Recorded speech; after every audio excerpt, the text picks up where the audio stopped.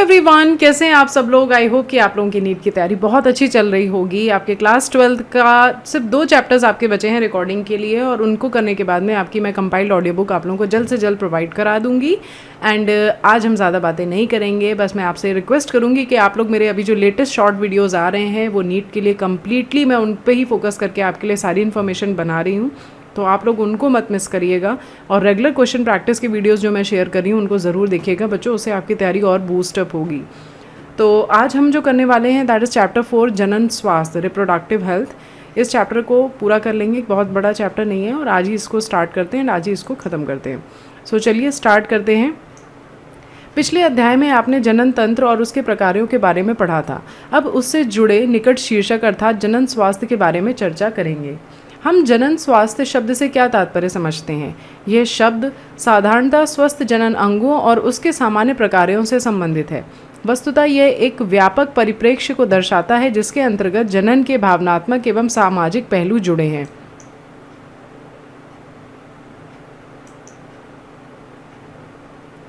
विश्व स्वास्थ्य संगठन WHO के अनुसार जनन स्वास्थ्य का अर्थ है जनन के सभी पहलुओं सहित एक संपूर्ण स्वास्थ्य अर्थात शारीरिक, भावनात्मक, व्यवहारात्मक तथा सामाजिक स्वास्थ्य है।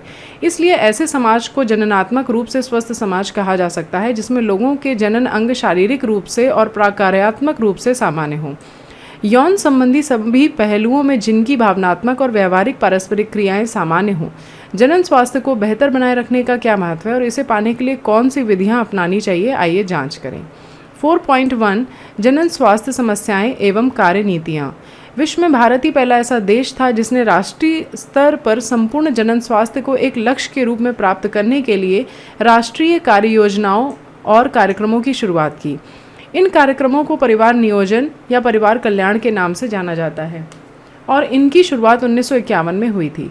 पिछले दशकों में समय समय पर इनका आवधिक मूल्यांकन भी किया गया। जनन संबंधित और आवधिक क्षेत्रों को इसमें सम्मिलित करते हुए बहुत उन्नत व व्यापक कार्यक्रम फिलहाल जनन एवं बाल स्वास्थ्य सेवा कार्यक्रम के नाम से प्रसिद्ध है।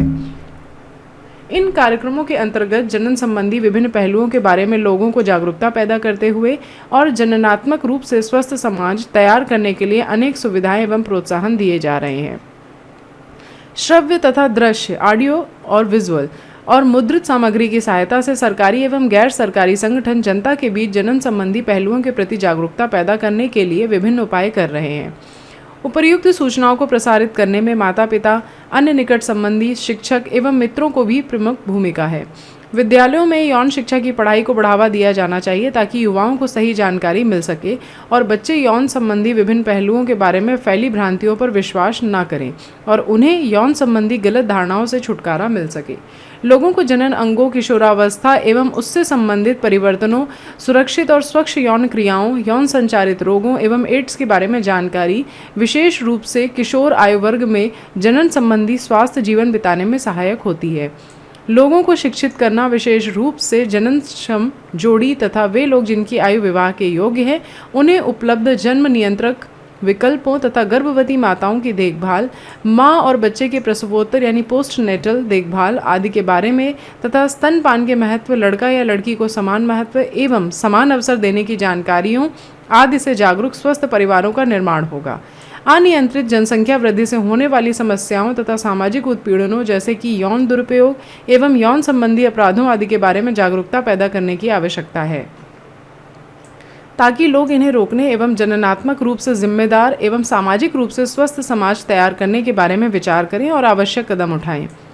जनन स्वास्थ्य प्राप्ति के लिए विभिन्न कार्य योजनाओं के सफलतापूर्वक क्रियान्वयन के लिए मजबूत संरचनात्मक सुविधाओं, व्यावसायिक विशेषज्ञता तथा भरपूर भौतिक सहारों की आवश्यकता होती है।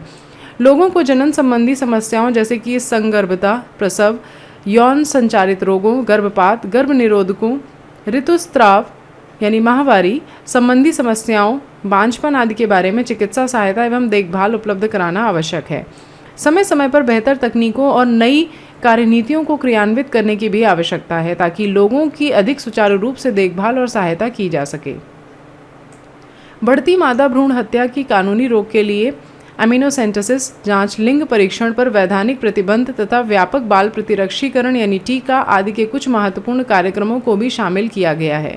एमिनोसेंटेसिस में एमनियोटिक द्रव्य में घुले पदार्थों व विकासशील भ्रूण की कोशिकाओं का विश्लेषण किया जाता है। इस विधि से भ्रूण में होने वाले विभिन्न आनुवांशिक विकार जैसे Down syndrome, haemophilia, sickle cell anaemia आदि की उपस्थिति का पता लगाया जाता है तथा जनन संबंधित विभिन्न क्षेत्रों पर अनुसंधान का बढ़ावा दिया जाता है। सरकार तथा गैर सरकारी एजेंसियां नई विधियां तलाशने या विद्यमान को ही बेहतर बनाने का काम करती हैं। क्या आप जानते हैं कि सहेली नामक गर्भ निरोधक गोली की खोज भारत में लखनऊ के केंद्रीय औषध अनुसंधान CDRI central drug research institute ने की है। यौन संबंधित मामलों के बारे में बेहतर जागरूकता, अधिकाधिक संख्या में चिकित्सा सहायता प्राप्त प्रसव तथा बेहतर प्रसवोत्तर देखभाल से मातृ एवं शिशु मृत्यु दर में गिरावट आई है। लघु परिवार वाले जोड़ों की संख्या बढ़ी है। यौन संचारित रोगों की सही जांच पड़ताल तथा देखभाल और कुल मिलाकर सभी यौन समस्याओं हेतु बढ़ी हुई चिकित्सा सुविधाओं का होना आदि समाज के बेहतर जनन स्वास्थ्य की ओर संकेत देते हैं। 4.2 जनन संख्या स्थायीकरण और जन्म नियंत्रण। पिछली शताब्दी में किए गए विभिन्न क्षेत्रों में चहुमुखी विकास से लोगों के जीवन स्तर में महत्वपूर्ण रूप से सुधार हुआ है। हालांकि बेहतर जीवन दशाओं के साथ व्यापक स्वास्थ्य सुविधाएं जनसंख्या वृद्धि में विस्फोटक प्रभाव डालती हैं। सन 1900 ईस्वी में पूरे विश्व की जनसंख्या लगभग 2 अरब यानी कि 2000 मिलियन थी, जो सन 2000 ईस्वी तेजी से बढ़कर 6 अरब यानी कि 6000 मिलियन हो गई तथा 2011 में 7.2 अरब पाई गई।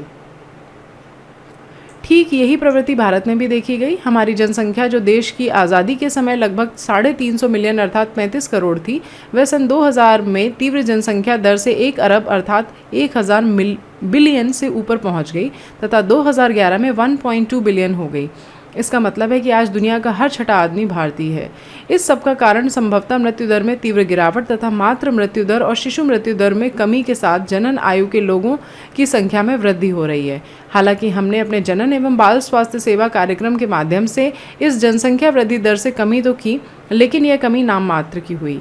2001 की ईस्वी की जनगणना के अनुसार यह वृद्धि लगभग 2% अर्थात प्रति 1000 से 20 व्यक्ति प्रतिवर्ष थी। यद्यपि इस वृद्धि दर से हमारी जनसंख्या तेजी से बढ़ रही है। इस प्रकार की चेतावनीपूर्ण वृद्धि दर से मूलभूत आवश्यकताओं का नितांत अभाव हो सकता है, जैसा कि अन्न, आवास, कपड़े आदि। हमने भले ही इन मदों के क्षेत्र में महत्वपूर्ण प्रगति भी की है, इसके लिए सरकार पर यह दबाव था कि इस प्रकार की जनसंख्या वृद्धि दर को काबू में रखने के लिए गंभीर उपाय अपनाए जाएं। इस प्रकार की समस्या से निपटने के लिए एक महत्वपूर्ण उपाय यह था कि लघु परिवार को बढ़ावा देने हेतु गर्भ निरोधक उपाय अपनाने के लिए प्रेरित किया जाए। आपने शायद संचार माध्यमों में विज्ञापनों के साथ साथ सुखी परिवार को प्रदर्शित करते हुए पोस्टर व पर्चे देखे होंगे, जहां एक खुशहाल जोड़े के साथ 2 बच्चों का परिवार हम दो हमारे दो नारे के साथ प्रदर्शित किया जाता है। बहुत सारे जोड़ों ने, विशेष रूप से शहरों के कामकाजी युवा दंपतियों ने हम दो हमारा एक का नारा अपनाया है। विवाह की वैधानिक आयु स्त्री के लिए 18 वर्ष तथा पुरुष के लिए 21 वर्ष सुनिश्चित है और इस समस्या से निपटने हेतु लघु परिवार के जोड़ों को प्रोत्साहित किया जाता है। आइए यहाँ पर कुछ सामान्य तौर पर इस्तेमाल होने वाले गर्भ निरोधकों के बारे में चर्चा करें। एक आदर्श गर्भ निरोधक प्रयोगकर्ता के हितों की रक्षा करने वाला, आसानी से उपलब्ध, प्रभावी तथा जिसका कोई अनुषंगी प्रभाव या दुष्प्रभाव नहीं हो या हो भी तो कम से कम। इसके साथ ही यह उपयोगकर्ता की कामेक्षा, प्रेरणा तथा मैथुन में बाधक न हो। आजकल व्यापक परिधि के गर्भ निरोधक साधन जैसे कि आसानी से उपलब्ध हैं, उन्हें मोटे तौर पर निम्न श्रेणियों में वर्गीकृत किया जा सकता है, जैसे प्राकृतिक, परंपरागत, रोध, बैरियर, आईयूडीज, कॉपर टी, मुंह से लेने योग्य गर्भ निरोधक, टीका रूप में, अंतरोप तथा शल्य क्रियात्मक विधियाँ। प्राकृतिक विधियाँ, ये विधियाँ ओवम एवं शुक्राणु के संगम को रोकने के सिद्धांत पर कार्य करती हैं। इनमें से एक है आवयव संयम, जिसमें एक दंपति माहवारी के चक्र के 10वें से 17वें दिन के बीच की अवधि के दौरान मैथुन से बचते हैं, जिसे अंडोत्सर्जन की अपेक्षित अवधि मानते हैं। इस अवधि के दौरान निषेचन एवं गर्भधारण के अवसर बहुत अधिक होने के कारण इसे निषेच्य अवधि भी कहा जाता है। इस तरह से इस दौरान मैथुन न करने पर गर्भाधान से बचा जा सकता है। वायुस्खलन एक अन्य विधि है, कोइटस इंटरप्शन, जिसमें पुरुष साथी संभोग के दौरान वीर्य स्खलन से ठीक पहले स्त्री की योनि से अपना लिंग बाहर निकालकर वीर्य सेचन से बच सकता है। स्तनपान यानी लैक्टेशनल एमेनोरेया विधि भी इस तथ्य पर निर्भर करती है कि प्रसव के बाद स्त्री द्वारा शिशु के भरपूर स्तनपान कराने के दौरान अंडोत्सर्ग और आतर्व चक्र शुरू नहीं होता। इसलिए जितने दिनों तक माता शिशु को पूर्णतः स्तनपान कराना जारी रखती है, गर्भधारण के अवसर लगभग शून्य होते हैं। यह विधि प्रसव के बाद ज़्यादा से ज़्यादा 6 माह की अवधि तक ही कारगर मानी गई है, क्योंकि उपर्युक्त विधियों में किसी दवा या साधन का उपयोग नहीं होता, अतः इसके दुष्प्रभाव लगभग शून्य के बराबर हैं। हालांकि इसके असफल होने की दर भी काफ़ी अधिक है। रोध यानी बैरियर विधियों के अंतर्गत रोधक साधनों के माध्यम से अंडाणु और शुक्राणु को भौतिक रूप से मिलने से रोका जाता है। इस प्रकार के उपाय पुरुष एवं स्त्री दोनों के लिए उपलब्ध हैं। कॉन्डोम आदि रोधक उपाय हैं जिन्हें पतली रबर या लेटेक्स से बनाया जाता है, ताकि इसके उपयोग से पुरुष के लिंग या स्त्री की योनि एवं गर्भाशय ग्रीवा को संभोग से पहले ढक दिया जाए और स्खलित शुक्राणु स्त्री के जनन मार्ग में नहीं जा सके। यह गर्भाधान को बचाता है। पुरुषों के लिए कॉन्डोम का मशहूर ब्रांड निरोध काफ़ी लोकप्रिय है। हाल ही के वर्षों में कॉन्डोम के उपयोग से तेज़ी में वृद्धि हुई है, क्योंकि इसमें गर्भधारण के अलावा यौन संचालित रोगों तथा एड्स से बचाव जैसे अतिरिक्त लाभ हैं। स्त्री एवं पुरुष दोनों का ही कॉन्डोम उपयोग के बाद फेंकने वाले होते हैं। इन्हें स्वयं ही लगाया जा सकता है। इसे तरह उपयोगकर्ता की गोपनीयता भी बनी रहती है। डायाफ्राम, गर्भाशय ग्रीवा टोपी तथा वॉल्ट आदि भी रबर के बने रोधक उपाय हैं, जो स्त्री के जनन मार्ग में सहवास के पूर्व गर्भाशय ग्रीवा को ढकने के लिए लगाए जाते हैं। ये गर्भाशय ग्रीवा को ढककर शुक्राणुओं के प्रवेश को रोककर गर्भाधान से छुटकारा दिलाते हैं। इन्हें पुनः इस्तेमाल किया जा सकता है। इसके साथ ही इन रोधक साधनों के साथ साथ शुक्राणुनाशक क्रीम, जेली एवं फोम का इस्तेमाल भी प्रायः किया जाता है, जिससे इनकी गर्भ निरोधक क्षमता काफ़ी बढ़ जाती है। भारत में दूसरी प्रभावी और लोकप्रिय विधि अंतः गर्भाशय युक्ति इंट्रा यूट्राइन डिवाइस IUD का उपयोग है। ये युक्तियाँ डॉक्टरों या अनुभवी नर्सों द्वारा योनि मार्ग में गर्भाशय में लगाई जाती हैं। आजकल विभिन्न प्रकार की अंतः गर्भाशय युक्तियाँ उपलब्ध हैं, जैसे कि औषधि रहित IUD, उदाहरण Lippes loop, copper T IUD और copper 7 multi load 375 copper T तथा हार्मोन मोचक IUD that is progestasert LNG 20 आदि। ये डायग्राम आप देख सकते हैं, this is of copper T। IUD गर्भाशय के अंदर कॉपर का आयन मोचित होने के कारण शुक्राणुओं की फेगोसाइटोसिस बढ़ा देती है, जिससे शुक्राणुओं की गतिशीलता तथा उनके निषेचन की क्षमता को कम करती है। इसके अतिरिक्त IUD हार्मोन को गर्भाशय के भ्रूण के रूपण के लिए अनुपयुक्त बनाते हैं तथा गर्भाशय ग्रीवा को शुक्राणुओं का विरोधी बनाते हैं। जो औरतें गर्भावस्था में देरी या बच्चों को जन्म में अंतराल चाहती हैं, उनके लिए IUD आदर्श गर्भ निरोधक है। भारत में गर्भ निरोध की यह विधियाँ व्यापक रूप से प्रचलित हैं। महिलाओं के द्वारा खाया जाने वाला एक अन्य गर्भ निरोधक प्रोजेस्टेरोन अथवा प्रोजेस्टेरोन और एस्ट्रोजन का संयोजन, जिसमें थोड़ी मात्रा में मुंह में द्वारा लिया जाता है। यह मुंह में टिकिया के रूप में ली जाती है। यह गोलियों के नाम से लोकप्रिय है। ये गोलियां 21 दिनों तक प्रतिदिन ली जाती है और इन्हें आतर्व चक्र के प्रथम 5 दिनों, मुख्यतः पहले दिन से ही शुरू करनी चाहिए। ये गोलियां 21 दिन तक प्रतिदिन ली जाती हैं और इन्हें माहवारी के प्रथम 5 दिनों, मुख्यतः पहले दिन से ही शुरू करनी चाहिए। गोलियां समाप्त होने से 7 दिनों के अंतर के बाद इसे फिर से वैसे ही लिया जाता है और यह क्रम तब तक जारी रहता है जब तक गर्भ निरोध की आवश्यकता होती है। यह ओव्यूलेशन और रोपण को संदमित करने के साथ साथ गर्भाशय ग्रीवा की श्लेष्मा की गुणता को भी बदल देती है, जिससे शुक्राणुओं के प्रवेश पर रोक लग जाती है अथवा उनकी गति मंद हो जाती है। ये गोलियां बहुत ही प्रभावशाली तथा बहुत कम दुष्प्रभाव वाली होती हैं तथा औरतों द्वारा ये खूब स्वीकार्य है। सहेली नामक नई गर्भ निरोधक गोली, जिसके बारे में पहले भी चर्चा हुई है, एक गैर नॉन स्टेरॉयडल सामग्री है। यह हफ्ते में एक बार ली जाती है और इसके दुष्प्रभाव बहुत कम है तथा ये उच्च निरोधक क्षमता वाली है। स्त्रियों द्वारा प्रोजेस्टेरोन अकेले या फिर एस्ट्रोजन के साथ इसका संयोजन भी टीके या त्वचा के नीचे इम्प्लांट के रूप में किया जा सकता है। 4.3 ये इम्प्लांट्स हैं। इसके कार्य की विधि ठीक गर्भ निरोधक गोलियों की भांति होती है तथा काफ़ी लंबे अवधि के लिए प्रभावशाली होते हैं। मैथुन के 72 घंटे के भीतर ही प्रोजेस्टेरोन या प्रोजेस्टेरोन एस्ट्रोजन के संयोजनों का प्रयोग या IUD के उपयोग को आपातकालिक गर्भ निरोधक के रूप में बहुत ही प्रभावी पाया गया है और इन्हें बलात्कार या सामान्य असुरक्षित यौन संबंधों के कारण होने वाली संभावित संगर्भता से बचने के लिए भी किया जा सकता है। शल्य क्रिया विधियाँ, इन्हें बंध्यकरण भी कहते हैं, प्रायः उन लोगों के लिए सुझाई जाती हैं जिन्हें आगे गर्भावस्था नहीं चाहिए तथा वे इसे स्थायी माध्यम के रूप में अपनाना चाहते हैं। शल्य क्रिया की दखलंदाजी से युग्मक परिवहन संचार को रोक दिया जाता है, फलता गर्भाधान नहीं होता है। बंध्यकरण प्रक्रिया को पुरुषों के लिए शुक्रवाहक उच्छेदन यानी वैसेक्टोमी तथा महिलाओं के लिए डिम्ब वाहिनी फैलोपियन नलिका उच्छेदन यानी ट्यूबेक्टोमी कहा जाता है। Vasectomy for male, tubectomy for female. जनसाधारण इन क्रियाओं को पुरुष या महिला नसबंदी के नाम से जानते हैं। शुक्रवाहक उच्छेदन में अंडकोश यानी स्क्रोटम शुक्रवाहक में चीरा मारकर छोटा सा भाग काट कर निकाल कर अथवा बांध दिया जाता है। वास डिफरेंस को बाइंड कर दिया जाता है अथवा योनि द्वारा डिम्ब वाहिनी नलिका यानी फेलोपियन ट्यूब को कट करके टाई कर दिया जाता है। ये तकनीकें बहुत ही प्रभावशाली होती हैं, पर इनमें पूर्व स्थिति लाने की गुंजाइश बहुत कम होती है। ये आप वैसेक्टोमी देख सकते हैं एंड दिस इज ट्यूबेक्टोमी। यहाँ पर इस बात पर जोर देने की ज़रूरत है कि उपयुक्त गर्भ निरोधक उपायों का चुनाव एवं उपयोग किसी शिक्षित चिकित्सा कर्मी या विशेषज्ञ की परामर्श की द्वारा ही किया जाना चाहिए। प्रत्येक व्यक्ति को अवश्य ध्यान में रखना चाहिए कि जनन स्वास्थ्य के रखरखाव हेतु गर्भ निरोधक नियमित रूप से अपेक्षित नहीं होते हैं। वास्तव में इनका उपयोग प्राकृतिक प्रक्रिया जनन जैसे गर्भाधान सगर्भता के विरुद्ध है। इन सब के बावजूद व्यक्ति को इन विधियों को इस्तेमाल करने के लिए विवश होना पड़ता है, फिर चाहे संगर्भता को रोकने या देरी करने या अंतराल रखने का कोई निजी कारण रहा हो। इसमें संदेह नहीं है कि इन विधियों को व्यापक उपयोग ने जनसंख्या को अनियंत्रित विधि को रोकने में महत्वपूर्ण भूमिका निभाई है। फिर भी इन उपायों के संभावित दुष्प्रभावों में मतली, उदरीय पीड़ा, बीच बीच में रक्तस्राव, अनियमित अतर्फ रक्तस्राव और यहाँ तक कि स्तन कैंसर जैसी बातें हो सकती हैं। यद्यपि ये बहुत महत्वपूर्ण नहीं है, फिर भी इनकी पूरी तरह से उपेक्षा नहीं की जा सकती। 4.3 सगर्भता का चिकित्सीय समापन। गर्भावस्था पूर्ण होने से पहले जानबूझकर या स्वैच्छिक रूप से गर्भ का समापन को प्रेरित गर्भपात या चिकित्सीय सगर्भता समापन यानी medical termination of pregnancy MTP कहते हैं।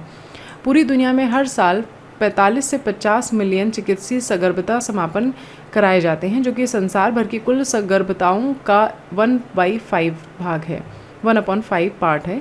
तथापि MTP में भावनात्मक, नैतिक, धार्मिक और सामाजिक पहलुओं से जुड़े होने के कारण बहुत से देशों में यह बहस जारी है कि चिकित्सीय सगर्भता समापन को स्वीकृत या कानूनी बनाया जाना चाहिए या नहीं। भारत सरकार ने इसके दुरुपयोग को रोकने के लिए 1971 में चिकित्सीय सगर्भता समापन को कानूनी स्वीकृति प्रदान कर दी थी। इस प्रकार के प्रतिबंध अंधाधुन और गैर कानूनी मादा भ्रूण हत्या तथा भेदभाव को रोकने के लिए बनाए गए, जो अभी भी भारत देश में बहुत ज़्यादा हो रहा है। चिकित्सीय सगर्भता समापन क्यों? निश्चित तौर पर इसका उत्तर अनचाही सगर्भताओं से मुक्ति पाना है, फिर चाहे वे लापरवाही से किए गए असुरक्षित यौन संबंधों का परिणाम हो या मैथुन के समय गर्भ निरोधक उपायों के असफल रहने या बलात्कार जैसी घटनाओं के कारण हो। इसके साथ ही चिकित्सीय सगर्भता समापन की अनिवार्यता कुछ विशेष मामलों में भी होती है, जहाँ सगर्भता बने रहने की स्थिति में माँ अथवा भ्रूण अथवा दोनों के लिए हानिकारक अथवा घातक हो सकती है। सगर्भता की पहली तिमाही में अर्थात 12 सप्ताह की अवधि में कराया जाने वाला चिकित्सीय सगर्भता समापन अपेक्षाकृत काफ़ी सुरक्षित माना जाता है। इसके बाद द्वितीय तिमाही में गर्भपात बहुत ही संकटपूर्ण या घातक होता है। इस बारे में एक सबसे अधिक परेशान करने वाली बात ये देखी गई है कि अधिकतर MTP गैर कानूनी रूप से अकुशल नीम हकीमों से कराए जाते हैं, जो कि न केवल असुरक्षित होते हैं बल्कि जानलेवा भी सिद्ध हो सकते हैं। दूसरी खतरनाक प्रवृत्ति शिशु के लिंग निर्धारण के लिए उल्बेधन का दुरुपयोग। यह प्रवृत्ति शहरी क्षेत्रों में अधिक होती है। बहुधा ऐसा देखा गया है कि यह पता चलने पर कि भ्रूण मादा है, MTP कराया जाता है, जो कि पूरी तरह गैर कानूनी है। इस प्रकार के व्यवहार से बचना चाहिए, क्योंकि यह युवा माँ और भ्रूण दोनों के लिए खतरनाक है।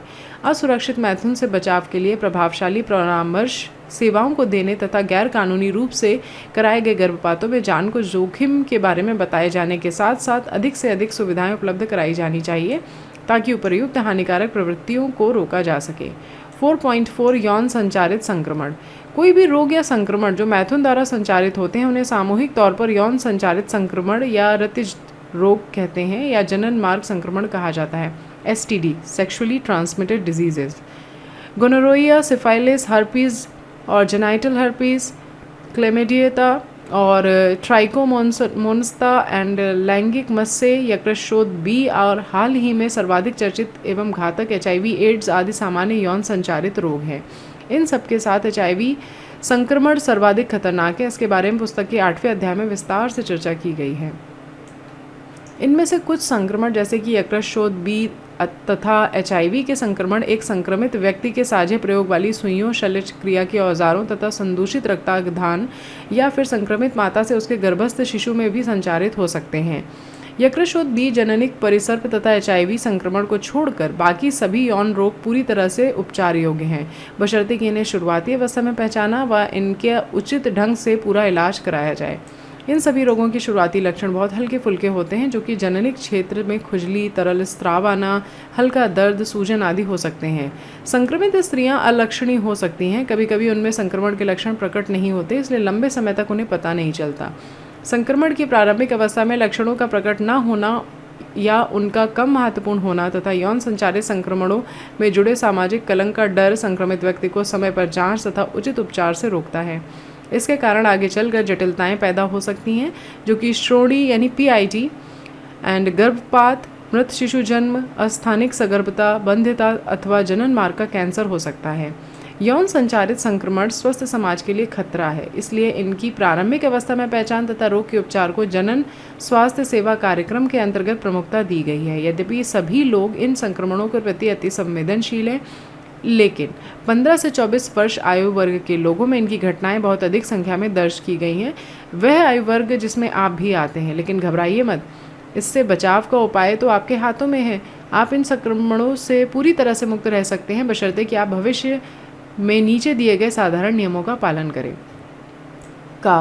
किसी अनजान व्यक्ति या बहुत से व्यक्तियों के साथ यौन संबंध ना रखें।